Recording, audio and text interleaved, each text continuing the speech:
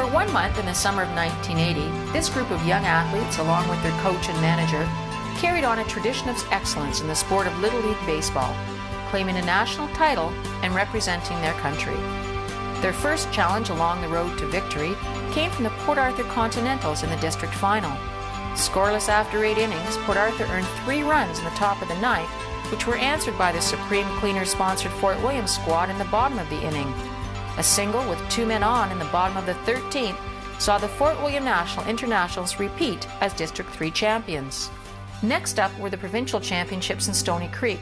Going undefeated in the 5-team double knockout event, the team's 9-4 victory over Ottawa in the final game saw them go on to represent Ontario in the Canadian Championships. At the Nationals, the team handily beat teams from the Maritimes, Alberta, and Quebec, adding to their undefeated season record. Their only loss came at the hands of the host team Windsor, which forced a sudden death game. In the national finals, they again faced the hometown favorites. However, this time they won the matchup with their 6-2 victory, earning them the Canadian Senior Crown.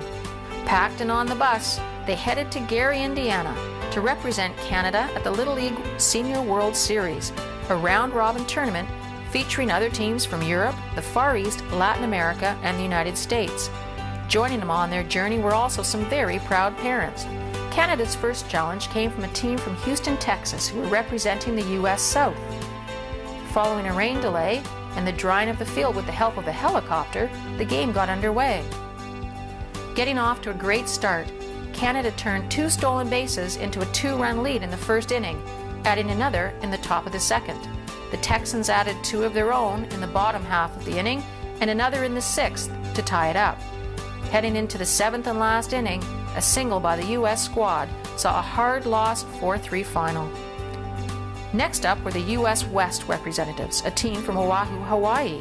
Given the double knockout format of the tournament, a win was needed to stay in the hunt. Outpowered by the U.S. squad's bats, their 9-2 victory marked the end of the run for Team Canada. After 3 weeks on the road, the members of the Fort William National Internationals headed home, doing so as proud Canadian champions and wonderful ambassadors for their country and their hometown. The members of this national championship team and Canada's representatives of the Little League World Series included Jim Antosiak, Ron Baker, Mark Ballack, Brent Fedek, Pat Gillies, Benny Lesnick,